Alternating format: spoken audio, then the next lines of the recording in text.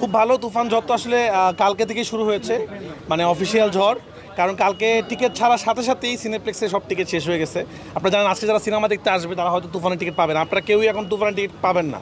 কারণ প্রথমে ছিল 12টার শো, 12টার থেকে বাড়া এখন 21টা 22টা 23টা করছে, কিন্তু তারপর টিকিট নাই। তো এটা খুবই ভালো, সারা দেশ থেকেই ছবি সব জায়গায় হাউসফুল যাচ্ছে, তো খুব ভালো লাগতেছে। আর আমি সারাদিন বসে বসে রিয়াকশন দেখতেছিলাম, তো এখন আসলাম দেখি যে সব ঠিকঠাক আছে কিনা, তো দেখা যাক কী হয় আর কি। ওপার থেকে কেমন সাড়া পাচ্ছেন? কারণ ওপারের মানুষরাও কিন্তু তুফান নিয়ে খুব একটা আগ্রহী ছিলেন এবং তারাও কিন্তু রিভিউ দিচ্ছিলেন। ওদের তো আসলে রিলিজ হয় না এখনও, 28 তারিখ রিলিজ হবে, কিন্তু ওরা তো ট্রেইলার টিজার বা গান দিয়ে প্রচুর হাইপে আছে এবং ওরা ওয়েট করতেছে বাংলাদেশের মানুষ কী বলে।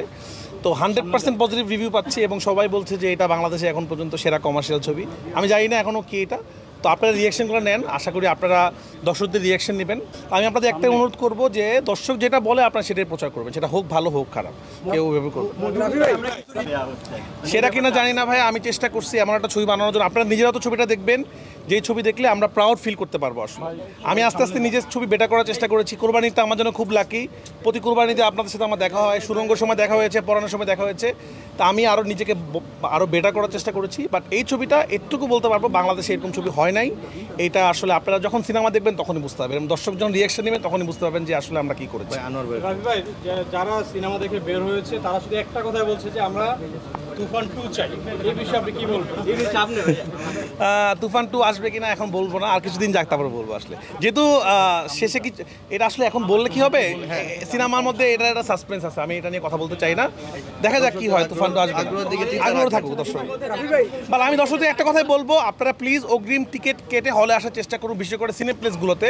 না হলে আসলে আপনি এসে সিনেমার টিকিট পাবেন না, পরে আপনাদেরকে অন্য ছবি দেখতে হবে। আসলে এটাই হচ্ছে এখানে আমরা কথা বলেছি, তারা প্রথম শো দেখতে এসে দোকানের টিকিট পায়নি 3 দিনের, তারা অন্য আগন্তুকের দিকে যাচ্ছে বেশিরভাগ।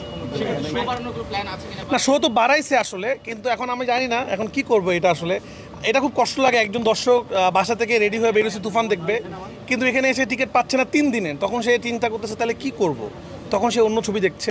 অন্য ছবি দেখা নিয়ে আমার আপত্তি নেই, সব ছবি আপনারা দেখেন, কিন্তু যে দর্শকটা আসলে আমার ছবি দেখতে আসছে সে যখন অন্য ছবি দেখছে তখন কষ্ট লাগে।